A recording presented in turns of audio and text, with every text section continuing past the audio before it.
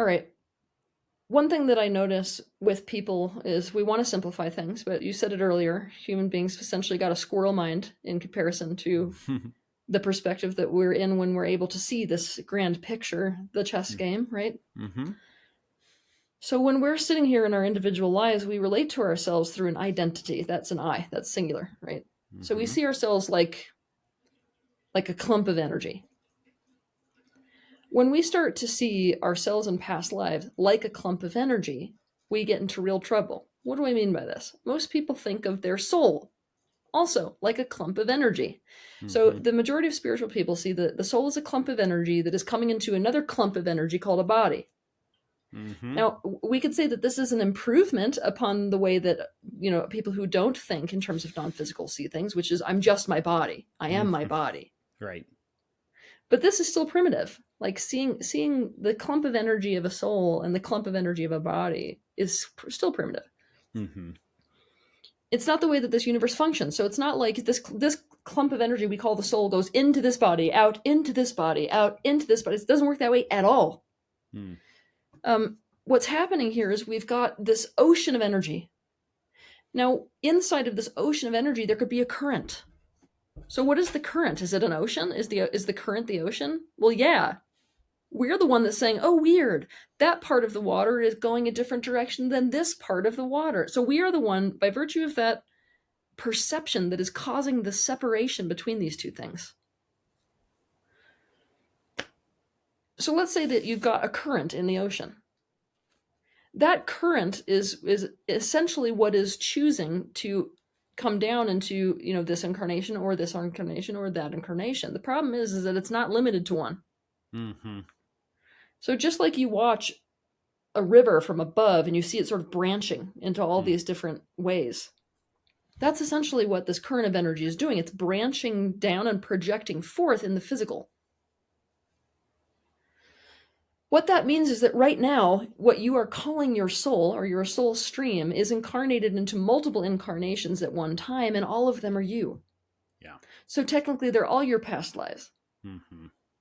So the picture of past lives becomes very, very complicated. And I Yeah. mean complicated to the point where people are not going to be able to deal with it. They're not. Yeah. Yeah. Um, that and that and we are still the ones that are making that differentiation.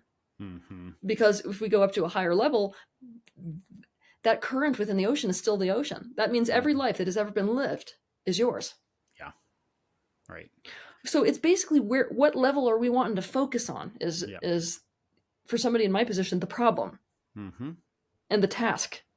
Mm-hmm. Are we going to focus on individuation, and to what degree? Now that's point number one about lives and past Mm-hmm. lives and how complicated this whole thing gets. When most people are doing past life regression, it's not that they're able to track the lives for that one stream that they're focused on. It's that they're incredible at matching games. You know those games where when you were younger you used to be like, oh, you can flip it over Memory. and like memory, right? Mm-hmm. Mm-hmm. But essentially what past life regression therapists are doing, or what people are doing themselves when they're doing past life regression, Mm-hmm. is they're not necessarily tapping into what they are thinking they're tapping into, which is, oh, the clump of energy that is my soul once was in this life where I was killed as a witch, right? That's Mm-hmm. not what's happening. What's happening is that based on where they're currently vibrating, Mm-hmm. or for a past life regression therapist, what they're currently tapping into, they're locating within the akashic. Basically, they're locating that one life that vibrates, or experience that vibrates at the exact frequency that they're playing a matching game with, Mm-hmm. which is why it always resonates. Yeah. Right. Now, I'm torn here. Why am I torn here? Because I'm not going to sit here and just say all past life regression is crap because of this. Mm-hmm. No, why? Because I've just said that at the highest level, every single life that has ever been lived is yours. Number Right. one. Number two, Can still be useful. it can Like. still be useful because let's say that somebody comes to me for a past life regression therapy session, and I do this thing where it's like I'm going to pick out of the ethers this life that vibrates exactly with what you're struggling with. You will identify with this. Mm-hmm. When you identify with something, any change I make to this is a change that is now made to you because you identify with it. Mm-hmm. So we can create real healing this way. Right. It's like quantum entanglement. Yeah, here's my ready for my problem with this. Hit me. My main problem with past life regression is actually around trauma work. Because past life stuff becomes essentially the smokescreen or the thing that people are using to avoid actually looking at their current or early life traumas. I see. I'll give you an example. Let's say that I'm working with a woman who was sexually abused actually as a young child. Mm-hmm.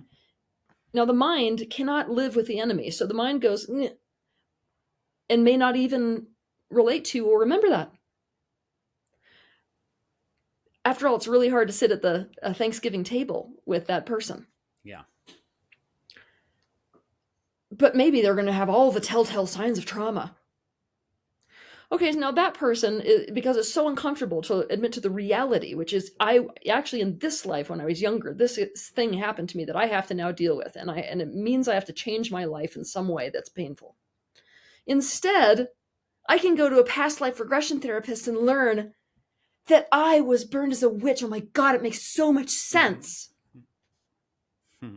Now, think about this from the outside. Glad you feel better. But look, you are now still living with the enemy. You're not making any of the necessary changes to your life. You're not putting A, B, and C together whatsoever. In fact, you're just sort of putting the onus on why you are the way you are on this thing thousands of years ago. Oh my God, it's so much easier to accept. Mm-hmm. And I'm watching this happen in the spiritual field over and over and over again. So it's like past life stuff is the way that spiritual people avoid current life stuff. And that I don't like. I don't like it at all. And it thwarts people's progress and healing so badly. Okay, so that's that. So second part of this, though, with this whole time travel aspect, you don't need a time machine for your mental and emotional body. Quite often people are doing this sort of time travel thing without actually calling it time travel because they're not perceiving any, distance or space, because that is an aspect of physicality. Yeah. So is it possible to go back essentially in time and to alter things on whatever level you're able to go back in time with? Absolutely. In fact, my entire process called the completion process is based off of this idea.